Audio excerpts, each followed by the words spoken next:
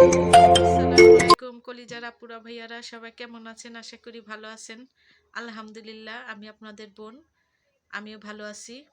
বলি আলহামদুলিল্লাহ। রোজকার মতো নতুন একটা ব্লগ নিয়ে আপনাদের মাঝে হাজির হয়েছি।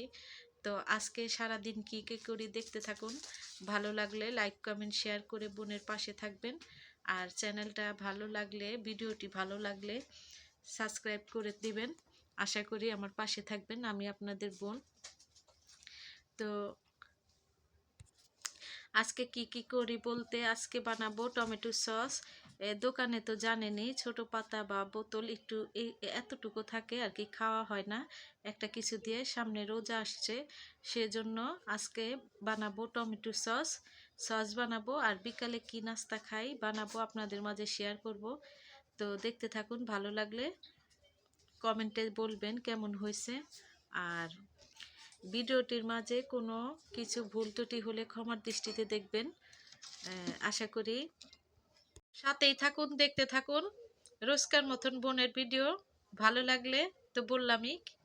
আর চ্যানেলটা প্লিজ প্লিজ সবাই সাবস্ক্রাইব করে দিবেন। আজকের জন্য এতটুকু। তো ভিডিওটি দেখতে থাকেন। তো টমেটোগুলো নিয়ে নিছি, পেঁয়াজ, গরম মশলা, আদা, রসুন দিয়ে একসাথে ব্লেন্ড করে নিছি আমি আর কি। টমেটোগুলো সিদ্ধ করে এখন জালির সাহায্যে সেগুলো ছেঁকে নিচ্ছি। জালিতে ভালো করে ছেঁকে নিচ্ছি যাতে এই যে বিচিগুলো আর টমেটোর খোসাগুলো একসাথে জালিতে থেকে যায়। তো এখন আমি ভিনিগার দিয়ে দিচ্ছি, রাঁধুনি ভিনিগার আর কর্নফ্লাওয়ার দিয়ে একসাথে গুলিয়ে নিচ্ছি। এখন ভালো করে 2.5 কেজি টমেটোর সাথে আমি 2 চামচ কর্নফ্লাওয়ার দিয়ে দিলাম। এখন ভালো করে মিশিয়ে টমেটোর সসের মধ্যে একসাথে দিয়ে দিব। কড়াইতে আমি টমেটোগুলো দিয়ে দিলাম, পিউরিগুলো। এখন দিয়ে দিলাম ভিনিগার আর কর্নফ্লাওয়ার।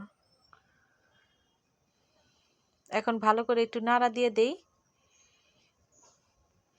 তারপরে দিলাম লবণ,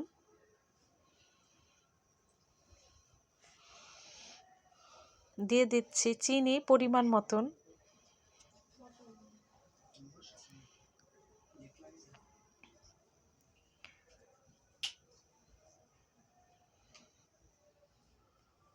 দিয়ে দিচ্ছি তেঁতুল, সামান্য পরিমাণে তেঁতুল দিয়ে দিলাম, টক মিষ্টি ঝাল। আর আমি তো একসাথে শুকনো মরিচ করে নিছি, তারপরও একটু মরিচের গুঁড়া দিব হালকা একটু ঝাল হওয়ার জন্য। এখন ভালো করে পানিটা শুকানো পর্যন্ত দিতে হবে। এখন বানিয়ে নিচ্ছি বিকালকার নাস্তা। আমি চালের গুঁড়ো একসাথে করে আর কি গুলিয়ে, তারপরে পেঁয়াজ, কাঁচামরিচ, পেঁয়াজের পাতা, ধনিয়া পাতা দিয়ে দিলাম, একটু হলুদের গুঁড়া দিয়ে একসাথে মিশিয়ে নিচ্ছি। আজকে বিকালে খাবো গরম গরম পেঁয়াজ ধনিয়া পাতা দিয়ে চিতই পিঠা। তো কে এইভাবে খেয়েছেন জানাবেন। এখন আমার সসগুলো হয়ে গেছে, বয়েমে ঢেলে নিচ্ছি।